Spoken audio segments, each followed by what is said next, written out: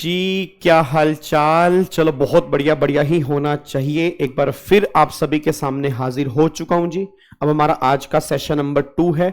अभी हमने last session में डिस्कस किया पूरे के पूरे रिटर्न ऑफ इनकम के चैप्टर के बारे में। अभी हम डिस्कस करेंगे अपडेटेड रिटर्न क्या होती है और अपडेटेड रिटर्न में टैक्स कितना जाता है, क्योंकि मुझे उम्मीद है इस बार के एग्जाम में इसमें से क्वेश्चन बनेगा और साथ में एएमटी वाला पॉइंट भी हम डिस्कस करेंगे। अब देखो अपडेटेड रिटर्न का मतलब क्या होता है, याद करो हमने रेगुलर बैच में और रिवीजन क्लास में, क्योंकि रिवीजन क्लास नहीं है ना, ये तो सुपर फास्ट रिवीजन क्लास है, ये तो बुलेट ट्रेन है। ये उन बच्चों के लिए है जिनको फटाफट से रिकॉल करना हो, आई थिंक उनको बहुत फायदा हो रहा होगा। अब अगर मैं अपडेटेड रिटर्न की बात करूंगा, अपडेटेड का मतलब पहली बात रिवाइज रिटर्न नहीं है। Updated doesn't mean revise return, यहां पे रिवाइज रिटर्न की बात नहीं हो रही।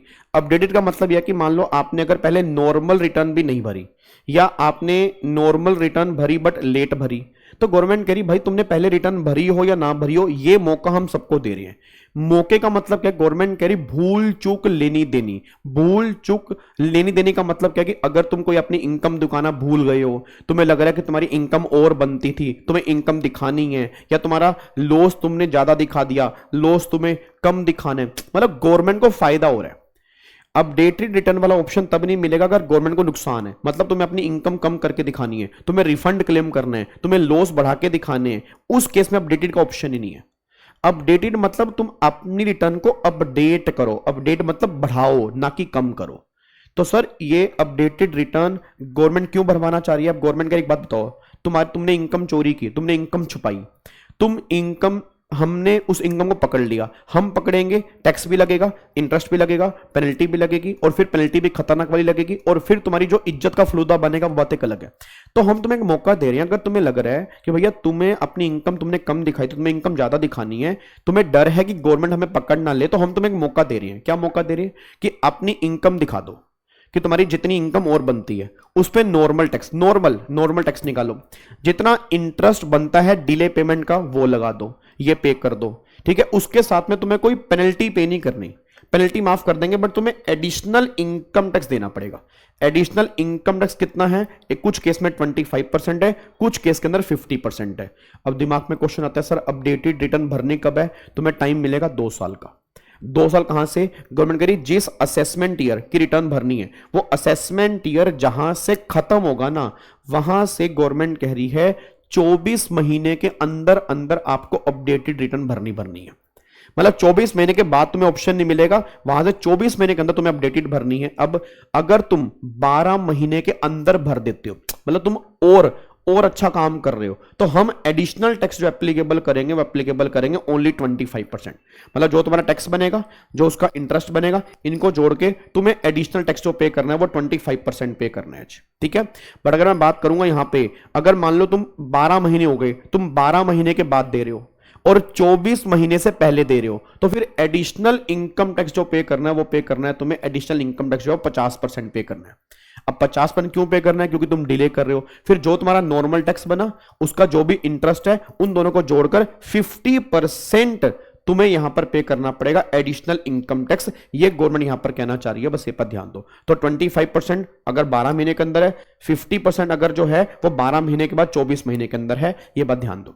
अच्छा, अब अपडेटेड रिटर्न कौन कौन नहीं भर सकता? एक तो जो इनकम कम करके दिखाना चाह रहा है वो नहीं भर सकता, जो लॉस इंक्रीज करके दिखाना चाह रहा है वो नहीं भर सकता, जो रिफंड क्लेम करना चाह रहा है वो नहीं भर सकता, और जिसने एक बार अपडेटेड उस साल की पहले भर दी है, मतलब एक ही बार अलाउड है, मजाक नहीं है कि सर मेरे से गलती हो गई दोबारा, ना ना ना, एक बार गलती है बस, एक बार तुम्हारे पास मौका है, एक बार तुम अपनी गलती सही कर सकते हो। तो एक ही बार 1 साल की अपडेटेड, अगर ऑलरेडी पहले भर चुके हो तो अपडेटेड वाला ऑप्शन तुम्हें नहीं मिलेगा, बस ये बात ध्यान दो जी। तो ये सारी बातें अपडेटेड में यहां पे निकल के आ रही हैं, देखो जी। तो भैया अगर आपको लॉस की रिटर्न भरनी है, आपको इनकम टैक्स कम करके दिखाना है, ठीक है, रिफंड क्लेम करना है, ऑलरेडी पहले भर दी है, या कोई तुम्हारी असेसमेंट चल रही है, डिपार्टमेंट तुम्हारी ऑलरेडी इंक्वायरी कर रहा है, तो फिर अपडेटेड नहीं भर सकते। 24 महीने from the end of assessment year, अगर आपने पहले भरी है नहीं भरी, तो मैं मौका सबको मिलेगा। कितना टैक्स पे करना है? एडिशनल टैक्स तो पे करना है 25%। अगर 12 महीने के अंदर भर दी है, 12 से 24 के अंदर भरी है, 50% जो है एडिशनल इनकम टैक्स देना पड़ेगा, और साथ में तुम्हें प्रूफ भी जमा करवाना पड़ेगा टैक्स पे करने का। तो ये सारी बातें अपडेटेड रिटर्न की यहां पे निकल के आती हैं। अगला फिर यहां पे पॉइंट निकल के आता है अपडेटेड के बाद, सर टीडीएस टीसीएस करवा दूंगा, टेंशन मत लो यार, तुम देखते रहो बस। ये 10-10 मिनट की वीडियो ना, ये तुम्हारे संजीवनी बूटी का काम करेंगी। अब मुझे नहीं पता कितने बच्चे देख रहे हैं, बट जो देख रहे हैं उनको बहुत फायदा होने वाला है जी। अब यहां पे आ जाओ, एएमटी की बात करते हैं सर। अब देखो एएमटी का मतलब है that is alternate minimum tax. अब ये ऑल्टरनेट मिनिमम टैक्स का मतलब क्या है कि कम से कम तुम्हें इतना टैक्स तो देना ही पड़ेगा। अब कम से कम तुम्हें इतना टैक्स तो देना ही पड़ेगा, गवर्नमेंट ये बात कहना चाह रही है अपडेटेड रिटर्न के अंदर, सॉरी एएमटी के अंदर। सर ये कॉन्सेप्ट किस पे लगेगा? ये कॉन्सेप्ट इंडिविजुअल पे भी लगेगा, ये कॉन्सेप्ट एचयूएफ के ऊपर भी लगेगा, ठीक है, ये कॉन्सेप्ट मतलब सब पे लगेगा, कंपनी को छोड़कर सब पे लगेगा, कंपनी को छोड़कर। और ये कब लगेगा? अगर आप नॉर्मल स्कीम ले रहे हो। अगर डिफॉल्ट स्कीम ले रहे हो तो डिफॉल्ट स्कीम वालों को एएमटी का कोई टॉपिक एप्लीकेबल नहीं है। डिफॉल्ट स्कीम में जो टैक्स आएगा वही फाइनल टैक्स है। अगर नॉर्मल स्कीम से टैक्स निकालोगे वहां पर एएमटी की बातें होंगी, बस ये पर ध्यान दो। अब अगर मैं एएमटी की बात करूंगा तो गवर्नमेंट कहती है एएमटी वाले केस में एएमटी किस पे लगेगा? लगेगा एडजस्टेड टोटल इनकम, मतलब जो तुम नॉर्मल टोटल इनकम निकालते हो उस पर नहीं लगेगा, उस पर तो नॉर्मल टैक्स लगेगा।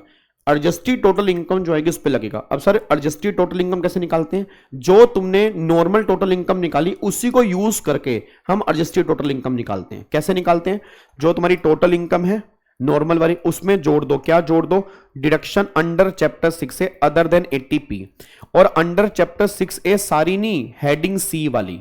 हेडिंग सी वाले का मतलब 80 आरआरबी हो गया, क्यूक्यूबी हो गया, 80 आईबी, वो तुम्हें दी होंगी, बट 80p मत जोड़ना, 80p हटा देना। उसके बाद फिर सेक्शन 10AA SCZ वाली डिडक्शन अगर है क्वेश्चन में तो वो जोड़ दो, और फिर 35AD वाली डिडक्शन अगर तुमने क्लेम की थी तो वो जोड़ दो, और फिर माइनस कर दोगे डेप्रिसिएशन। क्या माइनस करेंगे? डेप्रिसिएशन। कौन सा कितना माइनस करेंगे? जितनी तुमने 35AD की डिडक्शन जोड़ी है, ठीक है। अब 35AD की डिडक्शन जोड़ दी, उससे रिलेटेड जो भी डेप्रिसिएशन निकल के आएगा वो रेट तुम्हें क्वेश्चन में दिया होगा, नहीं दिया तो बिल्डिंग वाले केस में 10% है और मशीन वाले केस में 15% है, तो वो माइनस कर दो।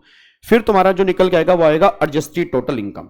अब जो तुम्हारी एडजस्टेड टोटल इनकम निकल के आ रही है उस पे गवर्नमेंट कह रही है 18.5%, मैं दोबारा बोलूंगा 18.5% से आप एएमटी निकालना और वो पे कर देना, बस ये पर ध्यान दो। तो ये एडजस्टेड टोटल इनकम निकालने वाला तरीका दोबारा सुन लो क्या है। नॉर्मल इनकम प्लस में डिडक्शन अंडर चैप्टर 6 से हेडिंग सी वाली, जिसमें 80p को छोड़ देना, 10AA जोड़ देना, और फिर 35AD की डिडक्शन जोड़ देना, उससे रिलेटेड जो डेप्रिसिएशन है वो माइनस कर देना। ये तुम्हारी इनकम, इसका 18.5% पे करना है।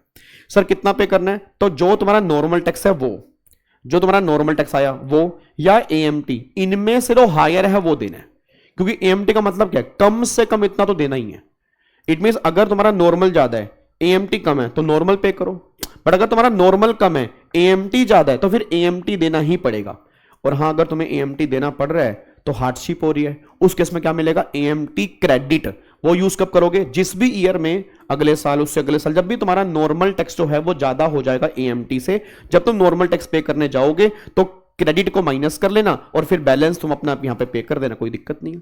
और कितने साल तक? 15 साल तक हमारा एएमटी क्रेडिट कैरी फॉरवर्ड होता है, बस ये पर ध्यान दो। ये सारी बातें देखो यहां पे लिखी हैं। अच्छा एक बात और ध्यान देना चाहिए, एक बात और ध्यान देना, एएमटी सब पे लगता है कंपनी को छोड़ के, but individual, HUF, AOP, BOI, AJP, मैं दोबारा बोलूंगा, individual, HUF, AOP, BOI, AJP, इन पे तब लगता है अगर इनकी एडजस्टेड टोटल इनकम 20 लाख से ज्यादा है। अगर इनकी इनकम 20 लाख तक है तो इनको एएमटी पे नहीं करना, 20 लाख से ऊपर एएमटी पे करना। बाकी पार्टनरशिप फॉर्म हो गया, एलएलपी हो गया, सोसाइटी हो गया, ठीक है, लोकल अथॉरिटी हो गया, उनको सबको स्टार्टिंग से पे करना है, उसमें एडजस्टेड टोटल इनकम चाहे जितनी मर्जी हो। बट इन केस में चेक कर लेना कि एडजस्टेड टोटल इनकम अगर 20 लाख तक है तो नो एएमटी, अगर 20 लाख से ऊपर है तो फिर हमें एएमटी देना पड़ेगा।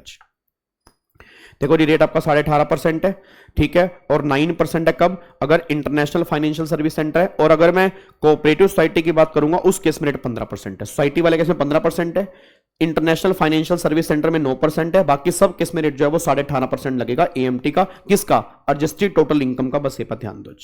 तो ये मोटी मोटी बातें आपकी एएमटी में निकल के आती हैं, और कोई बात यहाँ पे एएमटी में है नहीं है। डिफॉल्ट स्कीम वाले केस में नहीं मिलेगा, नॉर्मल स्कीम वाले केस के अंदर मिलेगा।